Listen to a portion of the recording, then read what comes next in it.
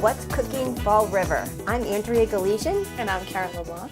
And we're nutrition educators with the UMass Extension Nutrition Education Program.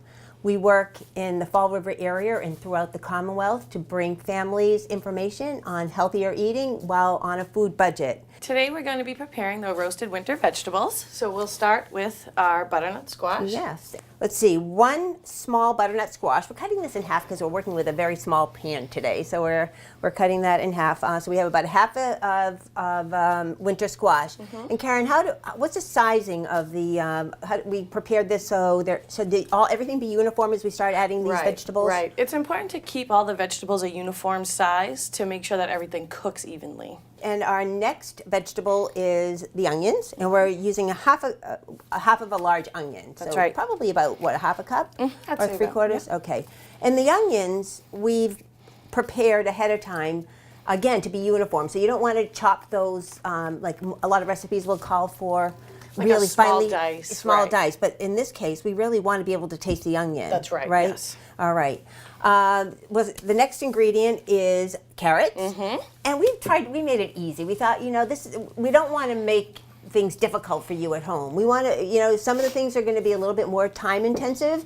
If you use baby carrots, it's pretty uniform in size. Sure. Our next ingredient is a sweet potato. Karen is our expert chef on staff, as you can see with the chef jacket.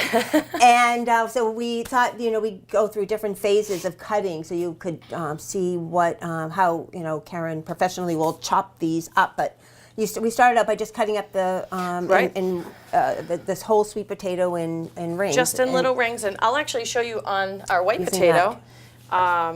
We just cut in nice even rings. And then this way, from this stage, we can get our nice dice, our uniform size, to go right into our dish as well. So the recipe calls for one sweet potato and one white potato. We'll do half of each. Our next ingredient is 5 garlic cloves. That's right.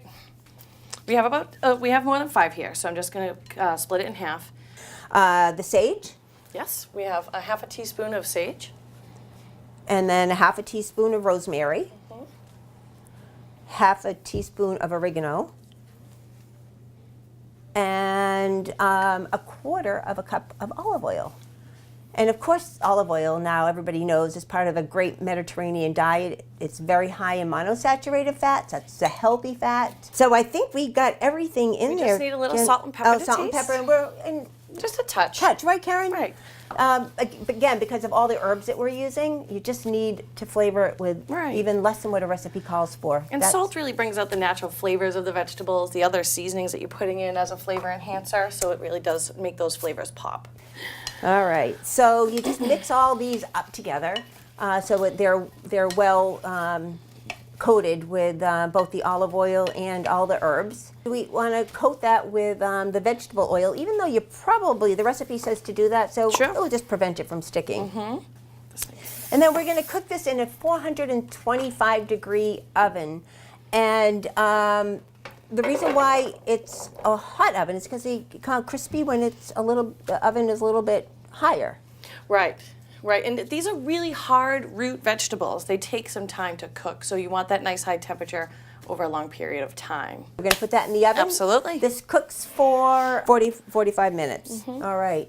It's been about 40 minutes. Our roasted vegetables are ready. We're going to pull them up now.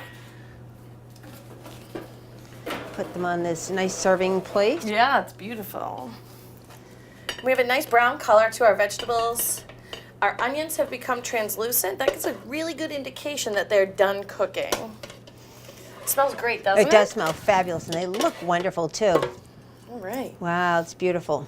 It is. What do you think? Do you want to try some? I think we should try them, yes. Yeah. So they've, and what's nice is it looks like they've all cooked up evenly, and that's because of the uniformity, right, Karen? It. You got it. It's very, very important. Wow. Now, the flavor on that is amazing. Try this at home. It's wonderful. You won't be sorry.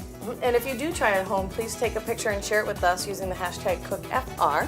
And when you do so, you'll be eligible to win a cookbook from us.